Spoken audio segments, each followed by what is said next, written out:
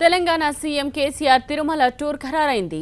శ్రీవారికి తెలంగాణ మొక్కు చెల్లించుకునేందుకు నగలు సిద్ధమయ్యాయి. 14 కిలోల 20 గ్రాముల సాల గ్రామ హారం, దాని విలువ 3,70,00,000 రూపాయలు. 4 కిలోల 65 గ్రాముల పేటల కంఠాభరణం, దీని విలువ 1,21,00,000 రూపాయలు. ఇవన్నీ కోయంబత్తూరులో తయారు చేయించారు. ఈ నెలాఖరులో తెలంగాణ సీఎం కేసీఆర్ శ్రీవారికి ఆభరణాలు చెల్లించి మొక్కు చెల్లించుకోనున్నారు. తెలంగాణ ఉద్యమం ఉధృతంగా జరుగుతున్న 2010లో టీఆర్ఎస్ అధినేత హోదాలో కేసీఆర్ తిరుమల శ్రీవారిని దర్శించుకున్నారు. ప్రత్యేక తెలంగాణ రాష్ట్రం ఆవిర్భవించేలా దీవించాలని రాష్ట్రం కల సాకారమైతే సాలగ్రామ హారం, కంఠాభరణాన్ని కానుకగా సమర్పించుకుంటానని మొక్కుకున్నారు కేసీఆర్.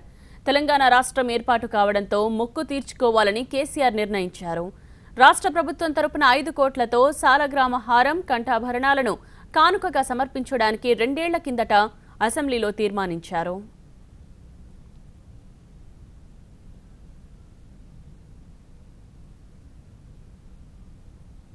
ఆభరణాల తయారీ బాధ్యతను టీటీడీకి అప్పగిస్తూ 5 కోట్లను జమ చేశారు. అప్పటి ధర ప్రకారం గ్రాము బంగారం 2,611 రూపాయల చొప్పున ఆభరణాల తయారీకి టీటీడీ టెండర్లు ఆహ్వానించింది. కోయంబత్తూరుకు చెందిన కీర్తిలాల్ కాళిదాస్ కంపెనీ ఈ టెండర్లను దక్కించుకుని ఆభరణాలను తయారు చేసింది. రాష్ట్ర ప్రభుత్వం శ్రీవారికి కానుకగా ఇవ్వనున్న ఆభరణాల బరువు 18 కిలోల 850 గ్రాములు. సాలగ్రామ హారాన్ని 14 కిలోల 20 గ్రాములతో తయారు చేశారు. శ్రీ మహాలక్ష్మీదేవి కూర్చునే కమలం నమూనాలో ఈ హారాన్ని తయారు చేయించారు. అప్పటి ధర ప్రకారం దీని విలువ 3,70,76,200 రూపాయలుగా టీటీడీ లెక్కగట్టింది. ఇక 4 కిలోల 65 గ్రాముల బరువుతో పేటల కంఠాభరణం తయారు చేయించారు. దీని విలువ 1,21,41,150 రూపాయలు. ఈ రెండింటినీ టీటీడీ ఖజానాలో భద్రపరిచారు. కాగా సీఎం కేసీఆర్ ఈ నెలాఖరులో బంధుమిత్ర సకుటుంబ సమేతంగా తిరుమలకు వెళ్లి శ్రీవారికి కానుకలు సమర్పిస్తారు.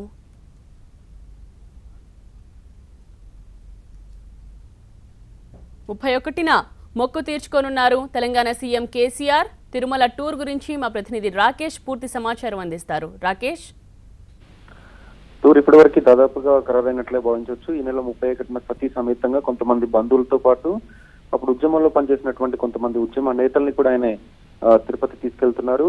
తిరుపతితో పాటు విజయవాడలో ఉన్నటువంటి అమ్మవారికి కూడా మొక్కు తీర్చుకునేటువంటి అవకాశాన్ని ఆయన చూస్తా ఉన్నారు. ఎందుకంటే ఇప్పటికే ఆంధ్రప్రదేశ్ ప్రభుత్వానికి దీనికి సంబంధించినటువంటి వివరాలను పంపించారు.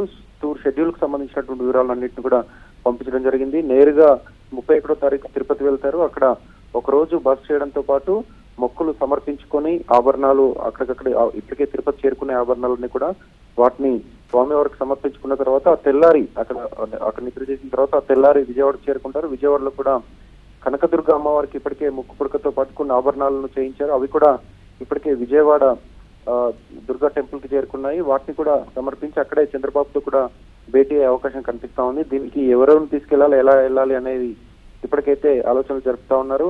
ప్రత్యేక విమానంలో ఆయన తిరుపతి వెళ్ళనున్నట్లుగా మనకున్నటువంటి సమాచారం. సతీ సమేతంగా, అదేవిధంగా కుటుంబ సభ్యులు.